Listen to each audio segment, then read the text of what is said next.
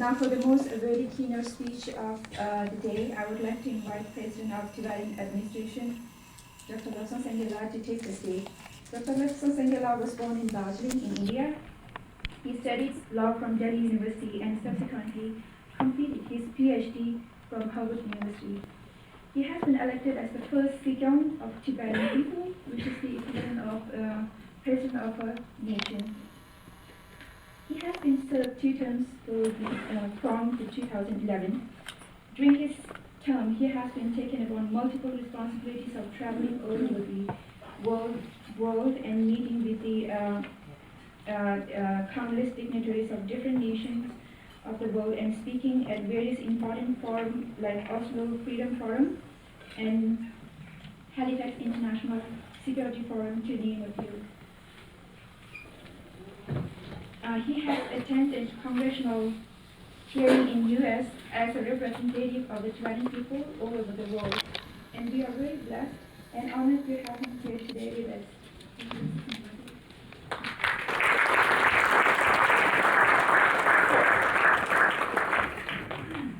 Good afternoon. I'm just coming from Tibetan New Year party, Losar party. So when someone comes from a party, a New Year party, you kind of understand the state of mind, So we drank a lot, ate a lot. Some people believe that because we're Tibetan Buddhist and follower of His Holiness Dalai Lama, that we could be vegetarian and vegan and pure. That's not the case. You name all kinds of meat. It's all there, but I kind of hesitate myself to not consume too much. But just rain from heavy lunch, so I'm feeling a bit drowsy or sleepy, And thankfully I didn't drink wine, otherwise I'd be dozing off as well. So I'm not in a situation to deliver a keynote address per se, and I'm a more extempore speaker, but I'll say a few things, and I think there's a Q&A session also you are free to ask. But as I entered, I'm very glad to see some of my old friends whom I've known for 2 decades, I think we met in Columbia University. As I entered, I said, this is the separatist conference. The Chinese embassy issues a press release today and say all the separatists are at Hunter's College. I think they'll get all the key leaders in this room, actually. Maybe our friends from who led the Tiananmen Square are also supportive of separatist movement, so you're on a gang. How does it, oh, by the way, but you're Han Chinese, right? Yeah. How does it feel to be a minority among minorities? So we always want to give, Because we always call quote-unquote minorities, right? We are 54 minorities, 55 minorities all the time. So whenever I go to a panel discussion with a few more Tibetans than Chinese, I always say, how do you feel today, You are a minority. And as you can see, very good to see actually, all of us are in this room. And the topic is China's threat to global democracy and human rights. I think I did not explain much.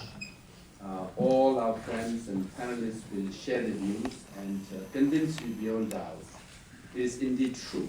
The biggest challenge before the world is how can we democratize China? China is the last remaining, of course, not including Cuba and North Korea, but among the larger countries, is the country where democracy is needed. Now, when we say democratization of China, we are not saying because it's good for us, it's good for the world. It's for us, particularly it's good for China and Chinese people. That we need to understand. Now, let's take the case of coronavirus. Now, it all started in Wuhan. And we know what happened to the doctors, the whistleblowers, right? They were discouraged, they were shut down, they were penalized, they were told they were rumor mongers, And because of which they tried to control freedom of speech. And then coronavirus has now spread all over China. And now, rest of the world. It's impacting global security, global economy, and most importantly, China's economy. Because of lack of freedom of speech, who has paid the highest price? Who is losing the most? The Chinese government, China's economy, and Chinese people. Recently we were in Virginia and we have a major conference in April in Dharamsala. A Tibetan monk was showing us news because he was supposed to come to Dharamsala. I said, are we going ahead with the meeting or not? Because now it is because of coronavirus, you cannot have a gathering like this. And he said, look, so many Chinese people with coronavirus in Himachal Pradesh, including Dharamsala. I checked the news, it's not so. They were not infected. But because they had Chinese passport, because they were tourists in India, the Indian authorities could not take the responsibility or the risk. So they all were told to stay in one hotel room for 1 or 2 weeks to make sure they are not sick. So now, how many millions of Chinese are traveling all over the world? Now you have heard minor stories to major stories. Minor stories are we all look alike, we all Asians look alike, right? Now, try taking a subway and cover your mouth and start coughing. All the Americans run away, thinking that you have coronavirus. Yes or no? When that happens, how does it feel? You feel a little unease, no? You just feel, why they have to be scared of us? I mean, it's a bit embarrassing, it's a bit humiliating, it's a bit discriminatory, but at the same time, you experience that. The Chinese people with Chinese passport are actually facing that. When you get off the plane, you have to test. Right? And then you are told to test, on the sideline. So we feel very bad. Really. All of sympathy goes out to Chinese people who are unnecessarily suffering because of coronavirus. Our heart goes out to them. How many families are separated? How many? Nearly 3,000 people have died. Why? Nearly 80,000 are infected, of which absolute majority are Chinese. We feel so bad. They should not experience this, but they do. Why? Primarily because there is no democracy in China, there is no freedom of speech in China, and because of which one thing led to another, and we are facing the consequences. But Chinese friends and brothers and sisters should also understand that the humiliation or the embarrassment or the discrimination that you feel now for the last few months, we Tibetans and all the splitters here have been experienced for the last 60 years.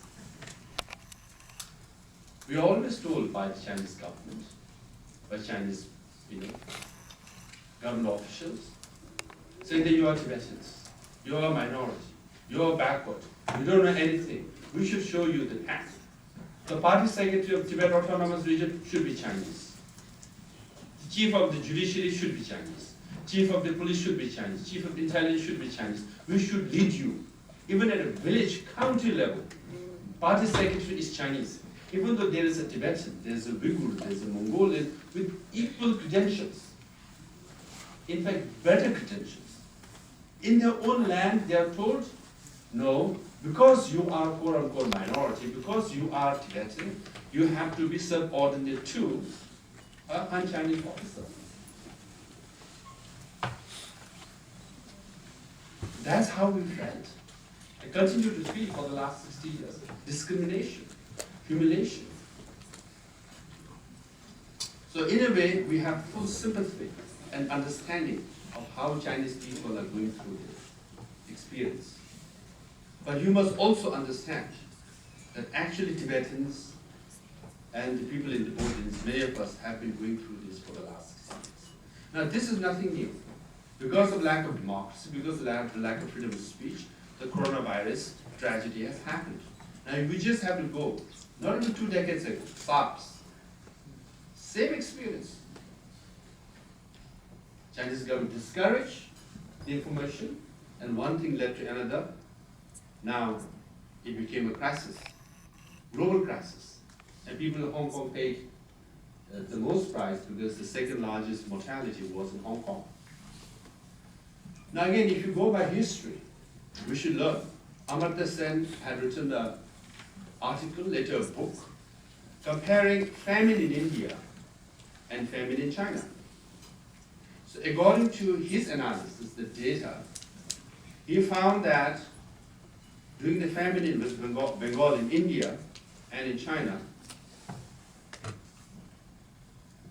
the storerooms in India had far less grain than China. Chinese government storerooms, far more grain. But because of democracy and freedom of speech, in India, far less people died. Of course, a couple of million people died.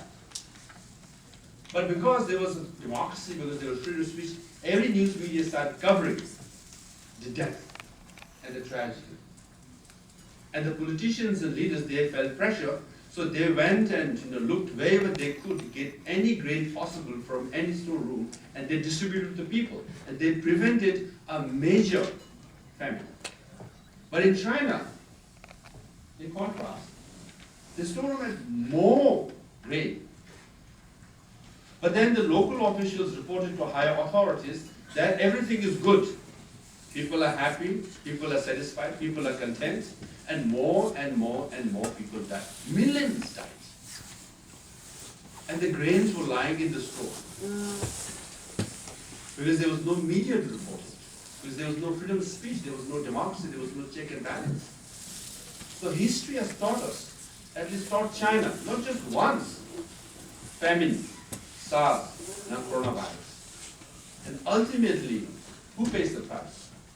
China. And Chinese people. So that's why, even when you walk around,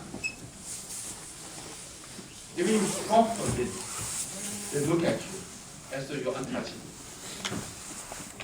And Chinese people, you don't have to go through this. You don't have to go through this. So that's why the biggest challenge for us, for the world, is how, when to democratize China. Democratization of China is good for the world and good for China and Chinese people. That we must consider. So you can't come up with this, Asian values argument, cultural relativism. We Asians are so different. West is so different. We cannot adopt democracy like the West. I think that theory is debunked now.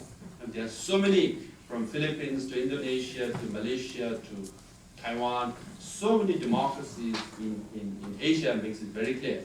The culture is irrelevant. Asian values and Western values, the distinction is artificial. Democracy is universal, and democracy is inevitable. Hence, when Xi Jinping says, socialism is Chinese characteristic, essentially he says socialism with Chinese characteristic in new era. What is the new era? It's the global forum. So Chinese government, the Communist Party of China, wants to come out with an alternative ideology, alternative system. Not just for China. This is good for China. Look at the success we have had. And this is good for the world. So that was the proposal. Socialism with Chinese characteristic in new era. That's the Xi Jinping's thought. But this is the consequences now. Coronavirus is the byproduct of that thought. Now, based on that theory, Chinese government or the Communist Party of China wants to restructure United Nations, redefine human rights, and this is serious. You might think, how can they restructure United Nations? Actually, I must give it to Chinese people and Chinese leaders. They are very shrewd, they are very cunning, and they are good at it. For example, in 2017,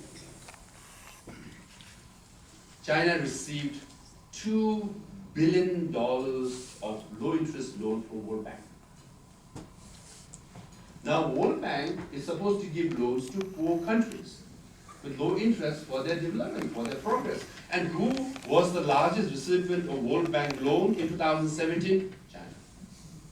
$2 billion.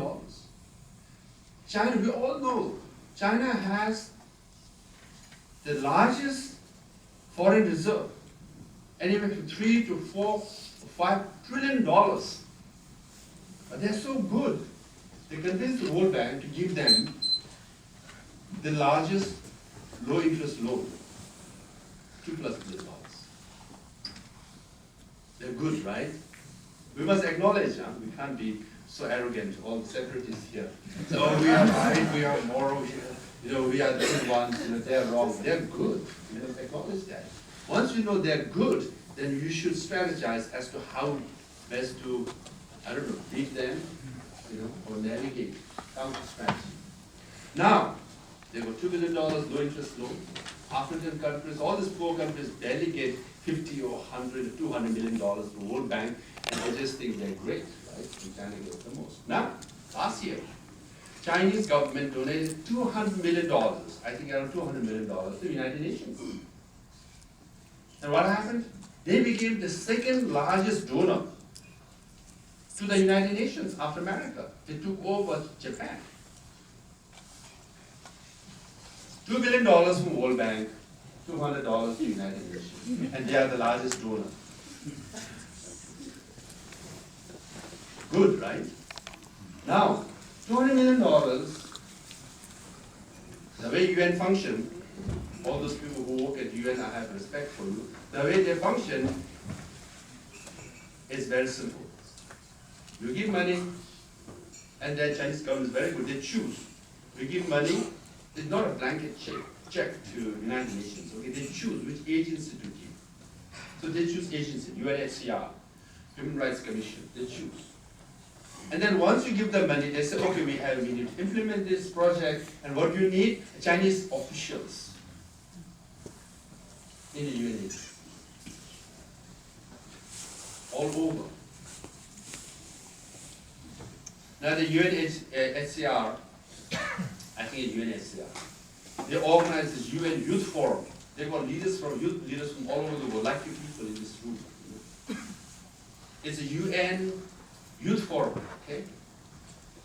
And they all stood up, start singing a song in praise of One Belt, One Road.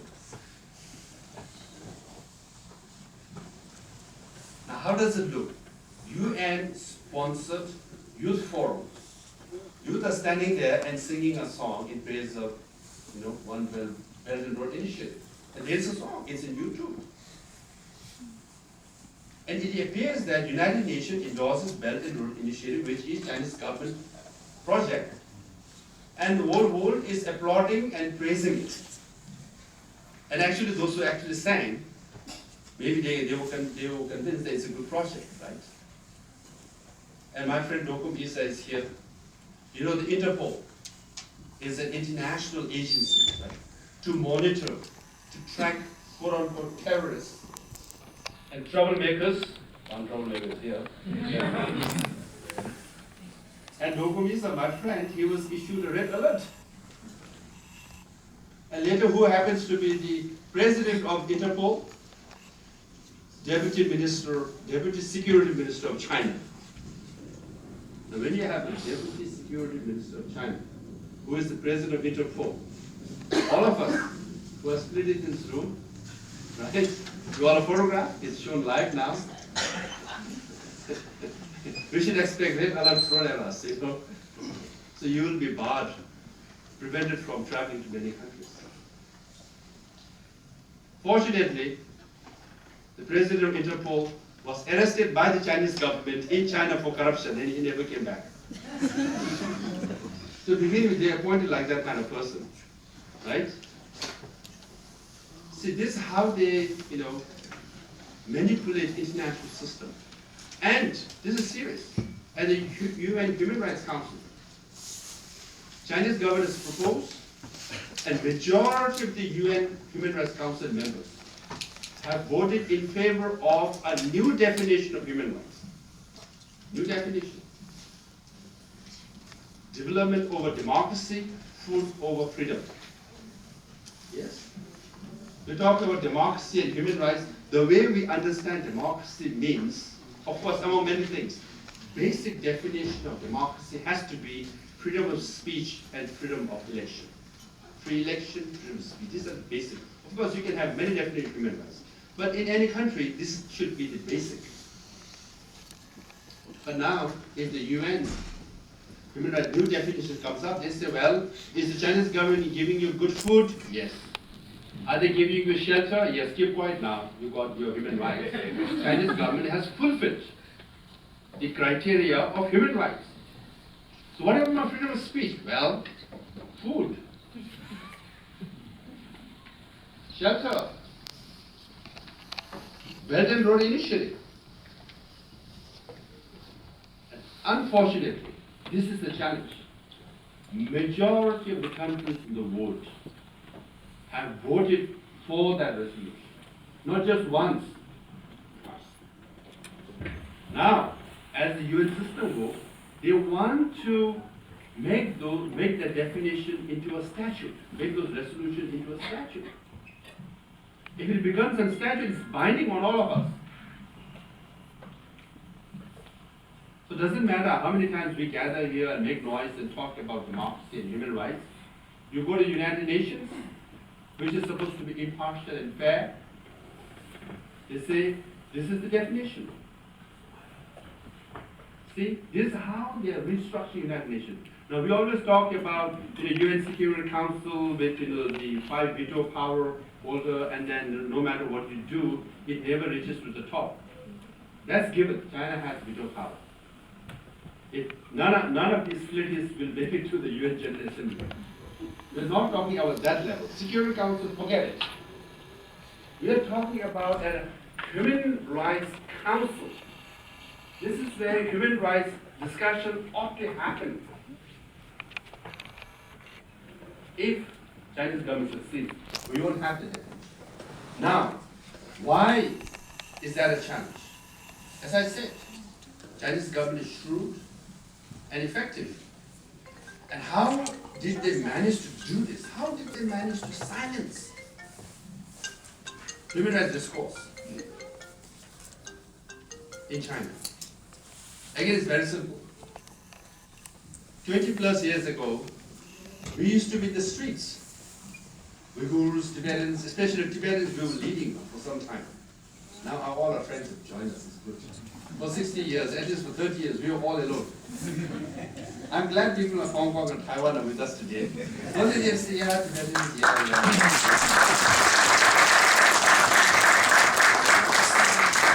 Because, I've spent 16 years here. I've met many Taiwanese friends, Hong Kong friends from all over. 30 years when we used to be in the streets, protest, things like that, people of Hong Kong come and say, yeah, situation in Tibet, I feel it's not that bad, it's not that good, but we are okay, one country, two system in Hong Kong works, there's a basic law, and one China, two interpretation in Taiwan is okay. So you do your thing, but we will look it from the sideways and then, wave at you, we feel for you, but we go our own way. Thanks for joining our team. I'm 30 years,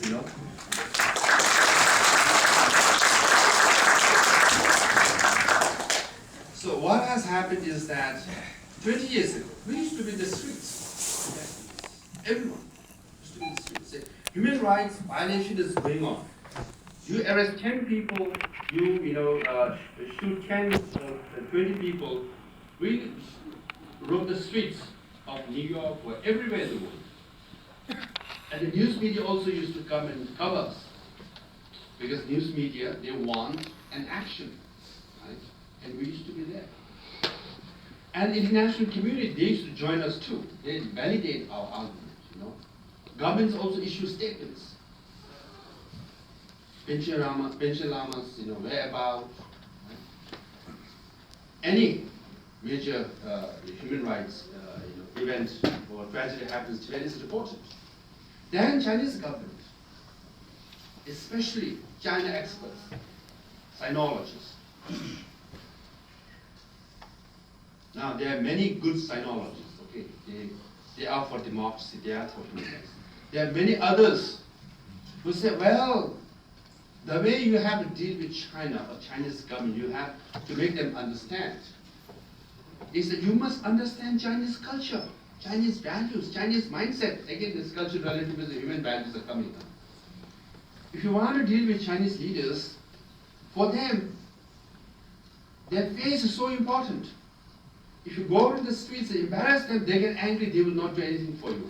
But if you be polite, if you be gentle, if you talk quietly, you can persuade them to improve human rights. They convince all the countries in the world. Say, don't do this. If you issue statements on human rights violation in Tibet, more people will protest out in the streets. So you should take the discourse inside. So hence they had this human rights dialogue now. So instead of governments issuing statements and supporting protests, they all say, all the foreign ministries, they say, okay, now with the Chinese government, we're discussing human rights. Where? In the boardroom, not out in the streets. So this human rights dialogue happened. And I've been in my position for 9 years. I've been going round and round. And they always say, we are talking to China on human rights. We are talking about Tibet. Don't worry, we'll talk to them. This is more effective than the street protests and statements. And after 9 years, I keep going back and I keep meeting the same people and say, how is the dialogue going on? I say, we're still talking. Yeah, we're still talking. But in the case of Tibet, human rights has gotten from bad to worse. Where is your talk leading to? No, we are still talking. And the last few years, what do they say? By the way, we want to talk. We have applied for a date with the Chinese government, and they are issuing us dates sometime soon. We are waiting for that date. 20 years ago, you said you would bring Chinese to the room and scold them about human rights, but not publicly, but privately. This will be very effective. Now, Chinese government is saying, no date this year. No date in April because it's April Fool, only in September, and they're waiting. Now so many governments are waiting.